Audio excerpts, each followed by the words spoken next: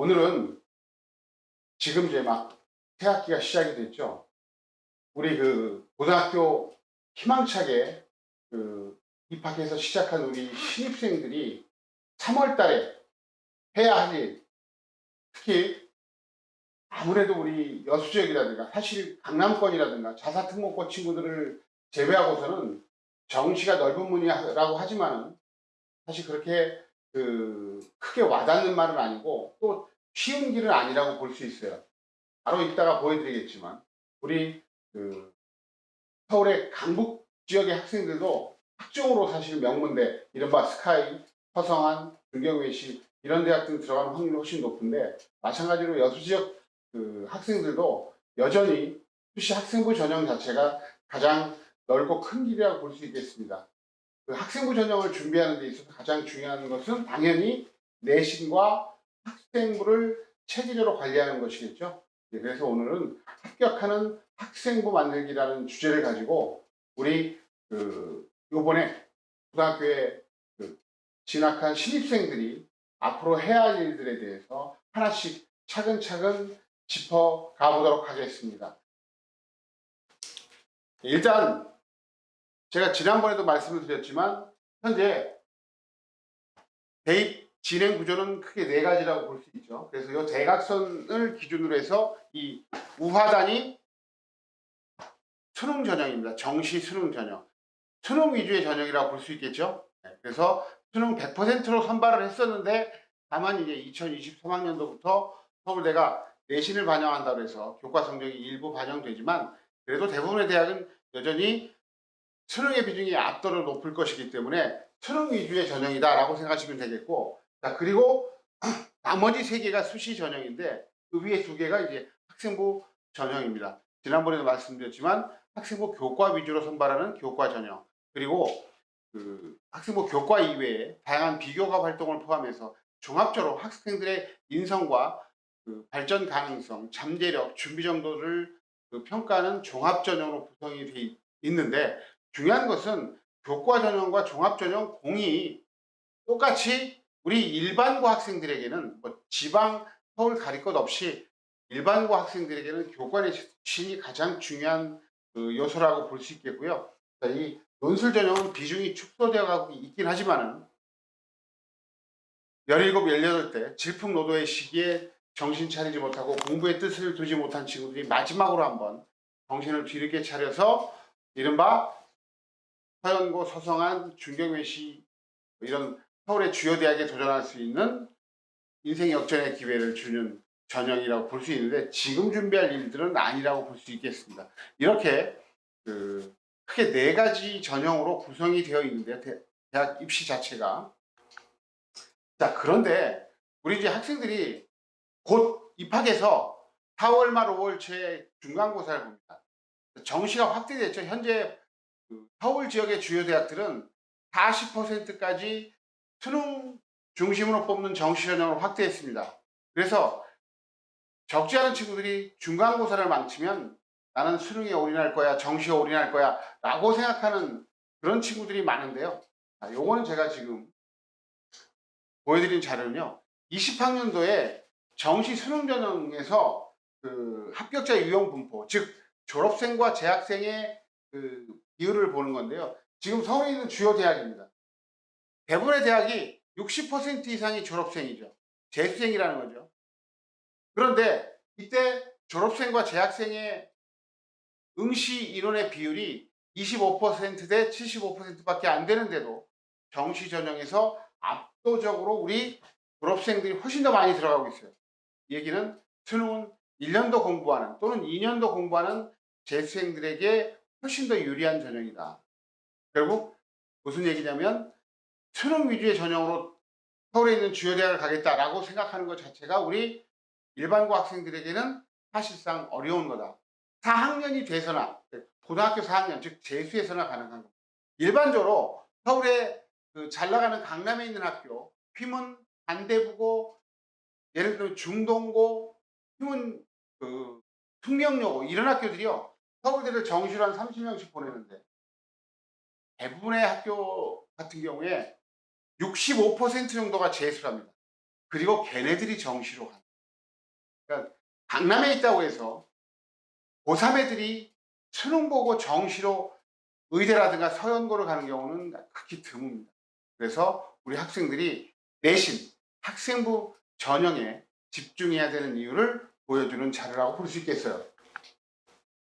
자, 그리고 이제 시기적으로 본다면 수시 모집은 9월 달에 일괄적으로 지원을 하죠. 물론 이제 그 교과 전형, 종합 전형, 논술 전형 이때 다 지원하는데 그 10월 달, 11월 달 일반적으로 논술 구술고사가 좀 나뉘어져 있을 뿐 일단 9월 달에 일괄적으로 지원을 하고요. 정시 모집은 11월 올해는 18일인데 11월 중순경에 수능을 보고 12월 말에 수능 성적을 바탕으로 해서 일괄적으로 지원합니다. 추가 모집은 선발하지 못한 인원들을 2월 말에 다시 한번 뽑는 전형이라서 아주 극히 미미하니까 이거는 이제 신경 쓰지 않으셔도 되겠고요.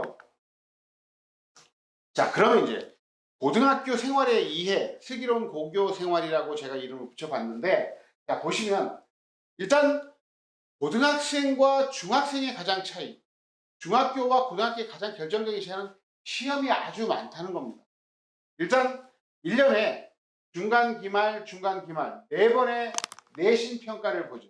그리고 3학년이 아니더라도 3월달, 6월달, 9월달, 11월달 학력평가라고 해서 모의고사를 4번 봅니다. 그러니까 8번의 그 시험이 있고요. 거기에 뭐 수능, 그리고 이제 기타 교내 대회, 아주 시험들이 꽤 많아요. 그러니까 우리 학생들이 시험에 치여서 허덕될 수 있는데, 자, 이걸 슬기롭게 극복하기 위해서는 평상시에 꾸준하게 그 복습과 예습들을 해나가는 것이 중요하다고 볼 수 있겠죠. 그리고 이제 이런 시험과 함께 다양한 활동이라고 해서 교과 활동, 교과 활동이라는 것은 그 공부 말고요. 수행 평가라든가 그리고 수업 시간에 진행하는 발표 같은 것들을 준비하는 과정이 있고요. 그리고 이제 창체 활동 잘 아시죠? 자동 봉진이라고 해서 자율 활동, 동아리 활동, 봉사 활동, 진로 활동. 봉사 활동은 이제 의미가 없어졌는데. 그리고 이제 독서 활동. 독서 활동이 기재가 되지는 않지만 일단 그 과목 세특에서 반영이 될 것이기 때문에 여전히 의미가 있습니다. 이렇게 시험과 다양한 활동으로 고등학교 생활은 이루어진다. 다만 이제 현재 코로나 상황이기 때문에 이런 다양한 그 교과 이외의 그 활동들은 아무래도 올해 1학기는 그렇게 많지 않을 거라고 예상이 되어지고 있습니다. 자, 그리고 이제 고교 학업 활동과 대입고사와의 관계. 일단 시험이 내신, 수능, 논술, 구술이 있죠. 근데 내신 시험이 가장 어찌 본다면 단편적인 지식을 묻는 시험입니다. 그래서 네가 얼마나 알고 있는가, 배운 것들을 얼마나 확실하게 이해하고 있는가를 보는 것이겠죠. 그래서 수능은 이거보다 난이도가 좀 높아요.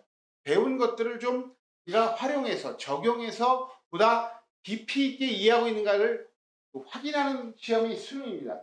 그런데 이제 논술고사라든가 구술고사는 더 나아가죠. 수능보다 훨씬 어려워요. 그래서 네가 정확하게 이해하고 이것을 실생활에 적용을 하고 더 나아가서 이것을 가지고 다양한 관점에서 새로운 어떤 문제 해결 능력을 보여줄 수 있느냐, 이게 바로 이제 논술 구술인데 우리 학생들은 일단 집중할 게 지식을 습득해서 평가하는 또 내신에 집중을 하는 게 바람직하다고 볼 수 있겠습니다. 자, 그리고 이제 학생부 전형은 우리 입학사정관들이 학생부를 보고 평가를 하잖아요. 어떻게 평가를 하냐면 일단 우리 고1들은 자기소개서가 없습니다. 아시죠? 그러니까 일단 학생부를 펼쳐놓고서 처음부터 꼼꼼하게 이제 학생부를 평가하게 됩니다. 평가하면서 이제 탁 덮는 순간에 얘 참 궁금한데 이 녀석 궁금한데 한번 만나봐야지. 면접을 통해서 한번 확인해보고 싶다. 그럼 서류 전형을 통과하는 거거든요. 자, 그럴 때 우리 입학사정관들은 어디에 포인트를 맞추느냐. 첫 번째가 요겁니다. 지적 호기심을 바탕으로 한 탐구. 이른바 이제 우리 어머님들이 보내주신 학교, 서연고, 뭐 카이스트, 포항공대, 서성한 이런 학교는 내신들이 다 좋아요. 내신 성적을 올리기 위해서 공부했다. 이건 별로 의미가 없는 거죠. 지적 호기심을 바탕으로 한 탐구라는 것이 들어가 있는가. 이건 무슨 얘기냐면 내가 생명과학을 배우는데 거기서 유전 파트를 배우다가 줄기세포 복제에 대해서 관심을 갖게 됩니다.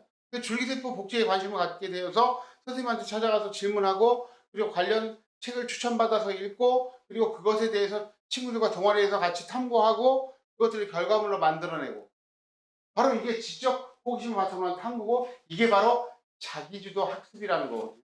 이것이 가장 필수적인 것이고 그리고 그러한 노력들이 한 번이 아니라 꾸준하게 지속적으로 심화 확장해 나가고 있는가 이런 노력들이 보이는가 이것들을 평가하겠다는 것이고 자, 그리고 활동 그 자체뿐만 아니라 활동 안에서 어떠한 역할을 수행하고 담당했는가 이것을 보겠다는 거죠.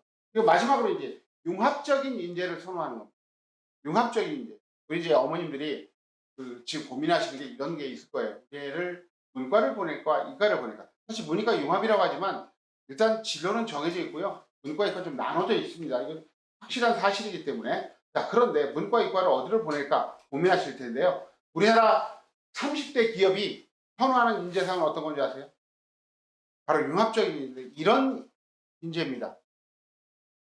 인문학적 소양을 갖춘 이과애들을 선호한다는 거죠. 서글픈 겁니다. 제가 문과거든요. 제가 사회학을 전공했는데 융합적인 인재를 선호하는데 인문학적 소양을 갖춘 이과애들을 선호한다는 거고 대학을 가기도 정말 이과가 쉽고 취업하기도 쉽고 그래서 가급적 이과를 보내시는 게 좋겠다. 정말 우리 애가 체육이라든가 음악이라든가 미술 쪽에 정말 엄청난 재능을 갖고 있지 않다면 자 그리고 이런 애들이 사실상 어찌 본다면 문과 이과 경계선상에 있는 애들이 많잖아요.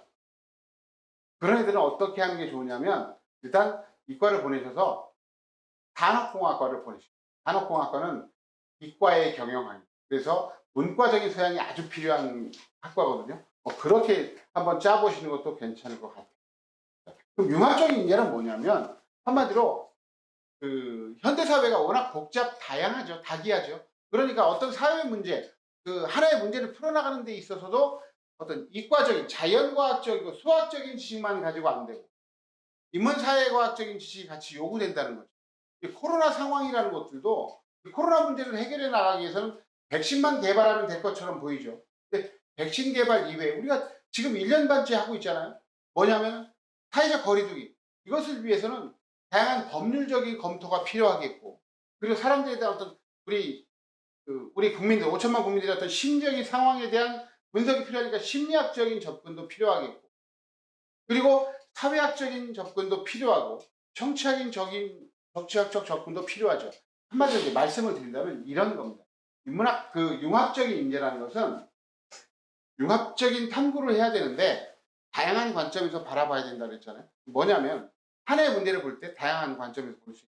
예를 들어서 제가 이제 과학고 갈 애들을 데리고서 중학생들인데 어린애들이면 똘똘한 애들 데리고서 독서 활동을 한번 지도를 해준 적이 있어요. 몇 년 전에. 애들은 이제 책을 읽다가 불의 발견 부분들을 같이 얘기했어요. 불의 발견이 인류 진화와 발전에 기여했다는 것은 우리 어머님들 다 알고 계실 거잖아요. 근데 참 이 여수 맘카페 회원님들을 대상으로 한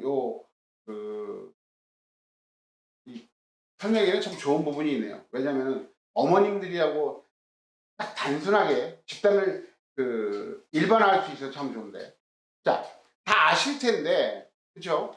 근데 이제 그 부분들은 당연히 애들한테 물어봐요. 어떻게 기여한 거야? 그러면은 고기를 익혀 먹어 날 것을 익혀 먹으니까 식중독이 걸리지 않아서 오래 살게 되었습니다. 그리고 여러 가지 쇠라든가 이런 것들을 녹여서 도구를 만들어 가지고 말하면 기술이 발전하게 되죠. 그리고 난방을 하게 되니까 따뜻하게 되니까 추운 데 가서 살게 되고 그리고 불을 밝히니까 어두운 밤 시간에도 활동할 수 있고 시공간적으로 활동의 범위가 확대되고 이래서 인류가 발전한 것 아니겠습니까? 아 정말 당연한 얘기. 그런데 이건 이제 어찌 본다면 자연과학적인 접근이라고 볼 수 있겠죠. 근데 여기서 조금 더 간다면 인문학적으로 좀 본다. 자, 우리 어머님들 원시인들이 어떻게 살았을 것 같아요? 불을 피우기 시작했습니다. 예전에 불이 없다가 불을 피우면 어떠한 생활상의 변화가 올까요? 밤에 뭐 하겠습니까? 불을 피우겠죠. 불을 피우면 캠프파이어 해보셨잖아요. 그렇죠? 불가에 도란도란 앉아가지고 서로 멀뚱멀뚱 쳐다보고만 있을까요? 그날 있었던 일을 얘기할 것 아니겠어요. 그렇죠? 멧돼지가 돌진하는 걸 살짝 피해가지고 창으로 찔러가지고 잡았던 무용담. 저쪽에 갔더니 커다란 수박이 넝쿨째 걸려 있다는 이런 이야기들을 서로 도란도란 이야기 하겠죠. 같은 가족들. 이야기를 한다는 것은 서로 시선을 응시한다는 것이고, 그것은 서로 공감 능력이 향상된다는 것이고, 소통 능력이 확대된다는 것이고, 그리고 인간의 언어 능력이 향상된다는 것이고, 그 언어 능력의 향상은 두뇌 발달로 이어지고, 자, 공감 능력의 그 발전은 더 큰 집단을 이뤄내는 거죠. 가족에서 시족으로, 시족에서 부족으로, 부족에서 국가로 인간이 이렇게 발전하게 되는 계기를 만들어 주었다. 여기까지 간다면 뭐 이런 애들 뽑아준다 말하죠. 그게 융합적인 능력. 자, 학생부 종합전형의 연계성. 일단 교과 성적이 기본이 돼야 된다고 말씀드려요. 그리고 교과 성적을 뒷받침하는 비교과 활동, 자율활동, 동아리 활동, 진로 활동, 그리고 교과목 세트, 이런 그 비교과 활동. 자, 그 다음에 이제 면접. 아까 말씀드렸잖아요. 학생부를 딱 덮고 나니까 이런 궁금한데 한번 볼까? 라는 생각이 들겠죠. 그래서 학교로 불러가지고 대학이 한 3배수, 100명을 뽑는다면 300명을 불러가지고 면접을 합니다. 근데 이때 면접은 대부분 어떤 것이냐?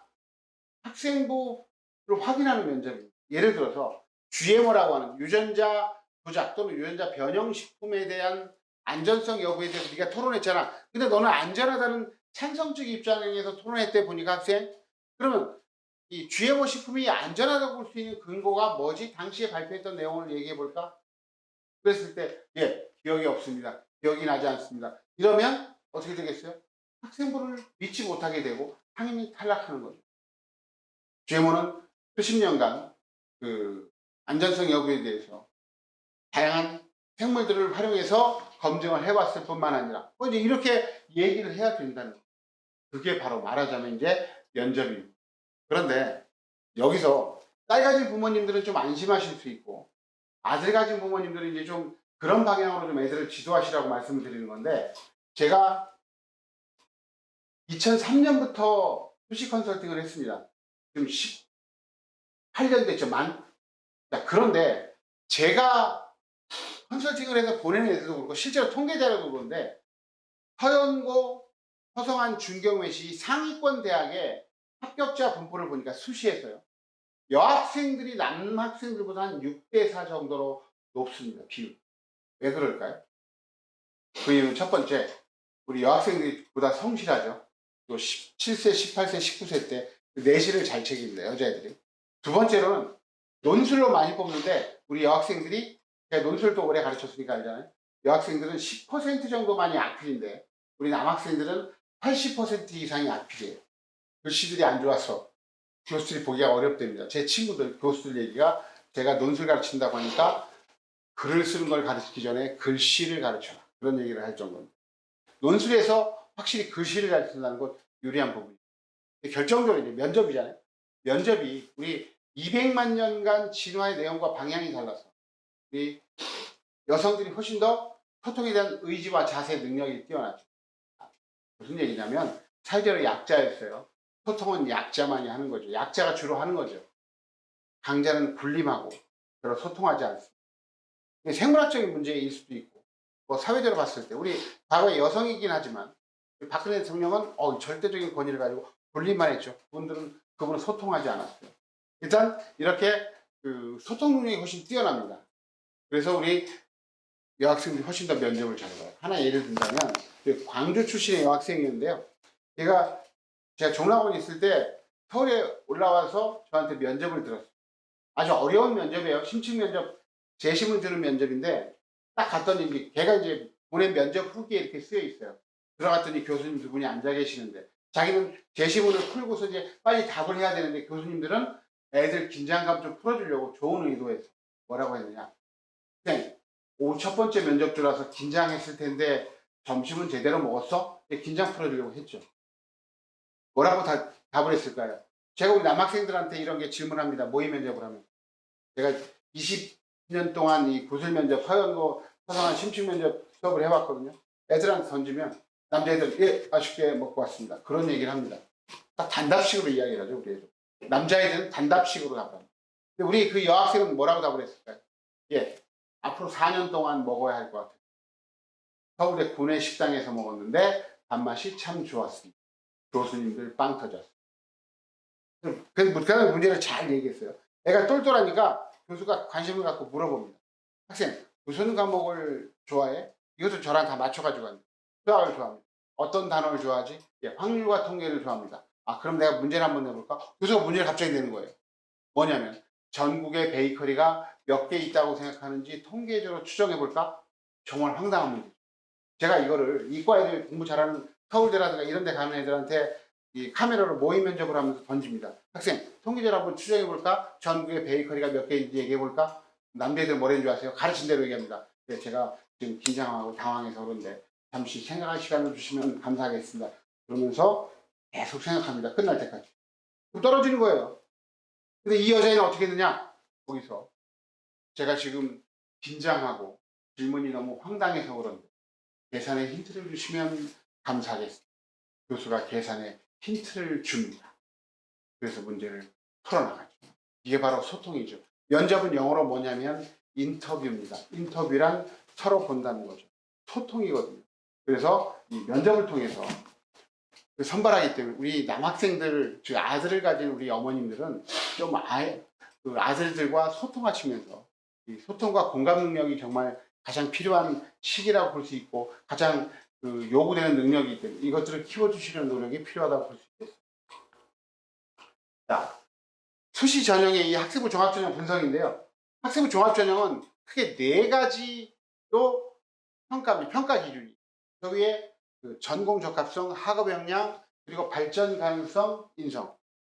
자, 전공 적합성은 전공 관련된 활동들을 얼마나 했느냐. 학업 역량은 내신이 얼마나 좋은가. 발전 가능성은 얼마나 발전해 왔느냐. 즉 1학년보다는 2학년, 2학년보다는 3학년이 더 상승한 애들이 좋다는 거죠. 인성은 공동체 활동을 위해서 공동체 구성원으로서 필요한 그 인성들을 갖추고 있느냐라는 건데 여기서 어떤 게 가장 중요할까요?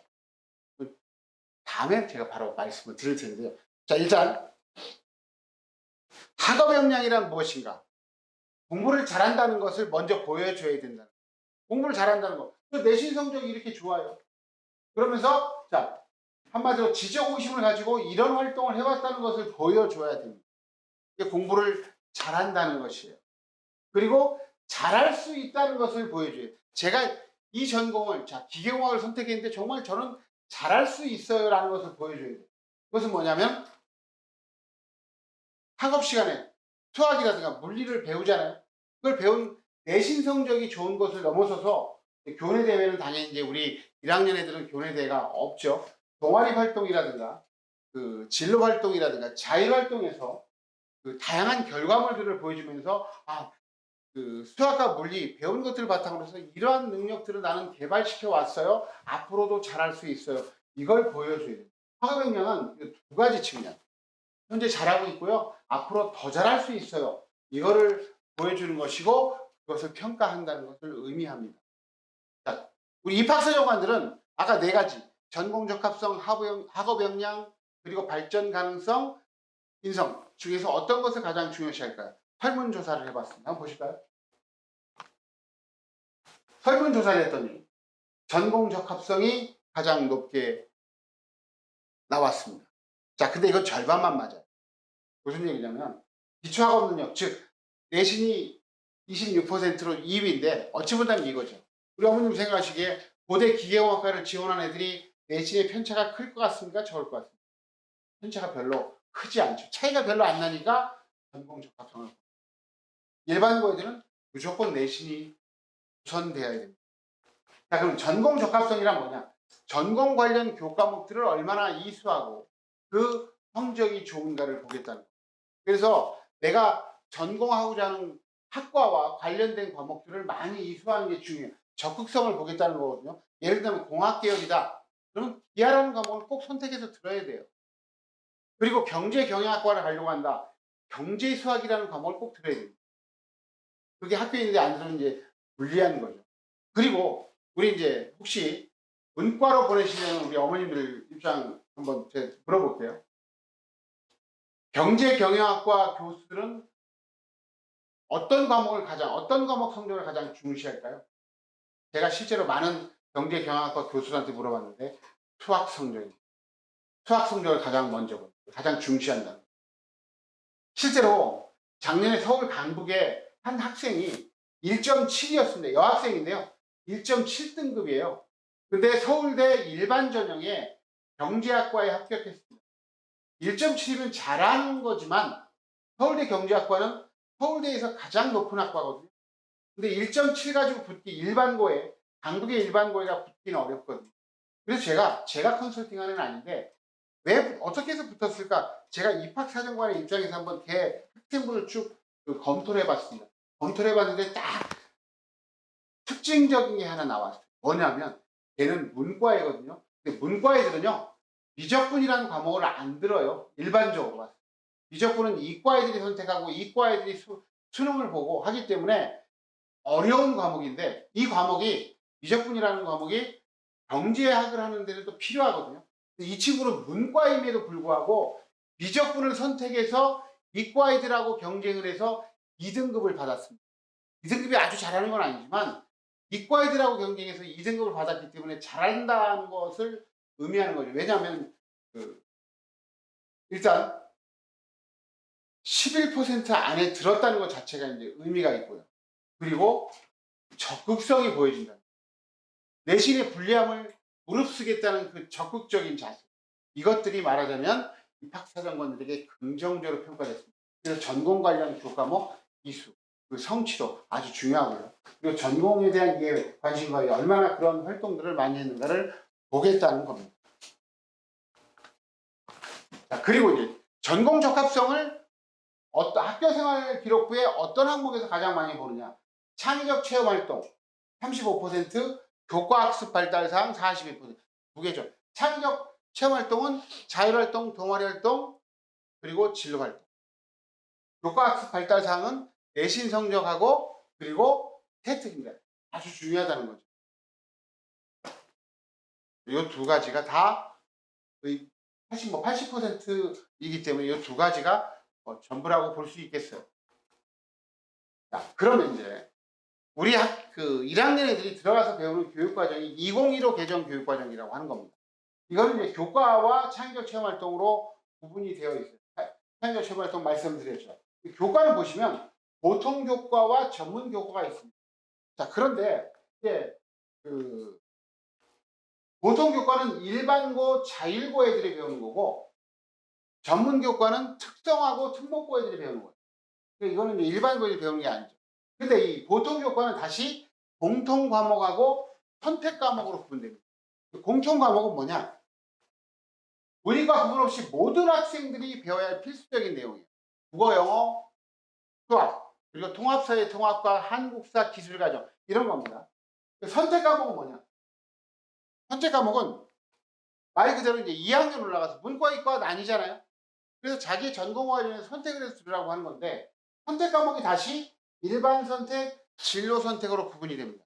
일반 선택, 진로 선택으로 구분이 되는데 그럼 일반 선택은 뭐냐? 말 그대로 기본적인 이해, 교과목 학문의 기본적인 이해를 위해서 필요한 과목입니다. 우리 어머님들이 다 배웠던 과목이에요. 근데 진로 선택이라는 건 뭐냐면은 진로와 관련돼서 보다 심화되고 세분화된 과목이고요. 이거는 3과목 이상을 들으라고 권장을 하고 있습니다. 교육부에서. 서울대에서도 3과목 이상을 들어야지 가산점을 줄. 진로 선택은 3과목 이상을 선택하는 게 좋겠습니다. 자, 그러면 이제 어떤 과목인지 한번 보실까요?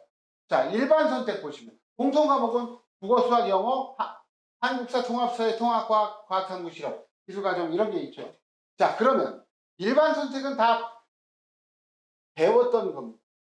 그런데 이제 진로 선택.